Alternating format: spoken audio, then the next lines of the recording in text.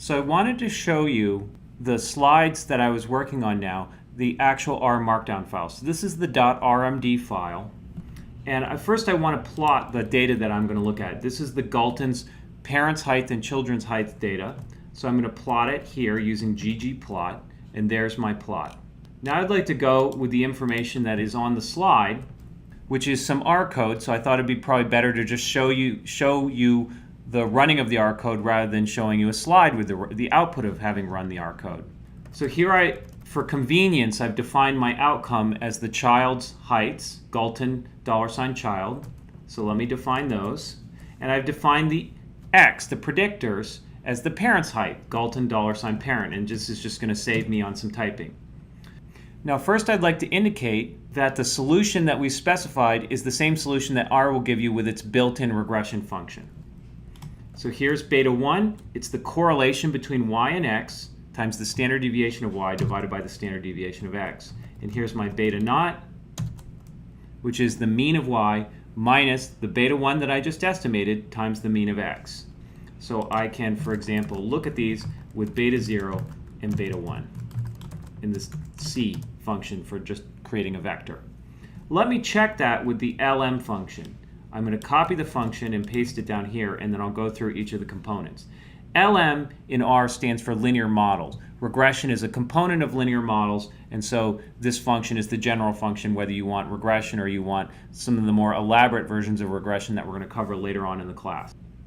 So we want LM, the outcome y, tilde, the predictor x, and that does a linear regression. By default, it includes an intercept. Coef takes the output of the linear model and just grabs the coefficients. And of course you see that we get the same numbers, 23.94 and 0.65.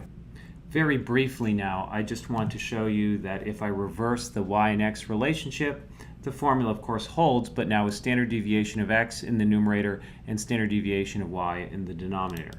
So I'm going to now define my beta 1 as correlation of y and x, but now with standard deviation of x in the numerator and standard deviation of y in the denominator. My intercept is now mean of x minus beta 1 times the mean of y.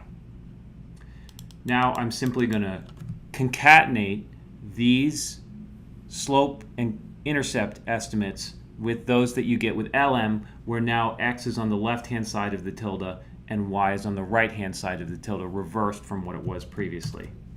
And there, of course, down here you see that you get the same numbers. So our formula is correct, and we know how to use it, and we know what happens when we reverse the xy relationship. Another point that was made thus far in the lecture was that regression to the origin yielded the same slope as linear regression with a not necessarily zero intercept if you mean-centered the y's and mean-centered the x's first. So let's just check that computationally. My centered y is just going to be y minus the mean of y. My centered x is just going to be x minus the mean of x.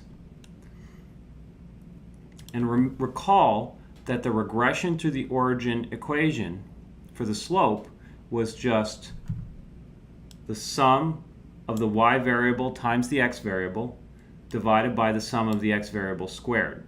So let's run that and get our coefficient that is estimated through regression to the origin.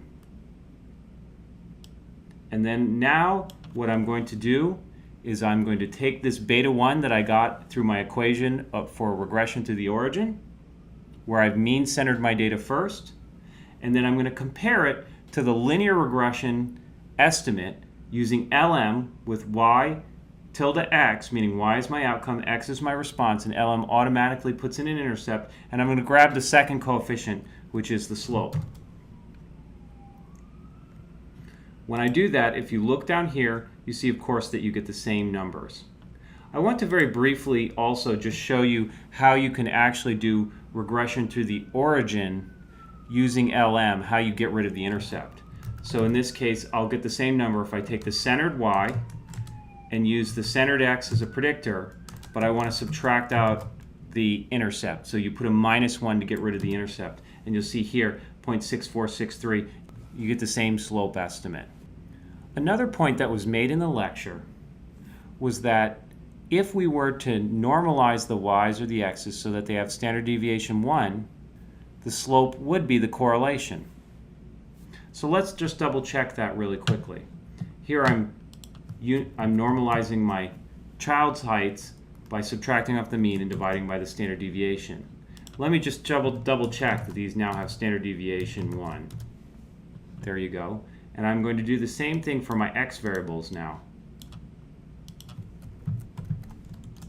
So now both my y and my x variable, the yn and xn variables, can be interpreted as standard deviations from the mean in the y's case for the child's heights and in the x's case for the parent's heights. So we've gotten rid of the original units, the inches, and now they're in standard deviations from the mean. Now I simply want to show, with this concatenation operator here, that the correlation between the original y and the original x is the same as the correlation when I normalize the y and I normalize the x, and it's the same as the coefficient for the linear regression when I fit the normalized y as the outcome and the normalized x as the predictor. And when I run it, if you go down here, of course you see that all three numbers are the same. The last thing I'd like to do is simply show how to add a regression line to a GG2 scatter plot. Here over on the right, I'm showing this somewhat fancy plot I've been giving for this data, where the sizes of the circles are the number of parents and childs at that specific XY location. And the color of the circle is also representative of the frequency. I've defined over here my aesthetic so that X is parent and Y is child. And if you want to add a linear regression line to this point, you simply take your plot, which I've assigned to the variable g, and you want to add geom_smooth. You want to use the method as lm, and you want to give it the formula y tilde x. If you omit the formula, it's going to assume that the formula is y tilde x. So let's add that layer to our GG plot, and then let's replot it. And there you see the regression line overlaid on top of my scatter plot. I would also note that ggplot2 does a very good thing for us on our behalf, as they automatically give us a confidence interval around the line. We'll talk about how to generate this confidence interval later on in the lecture, but it's very nice that they're thinking of statistical uncertainty automatically.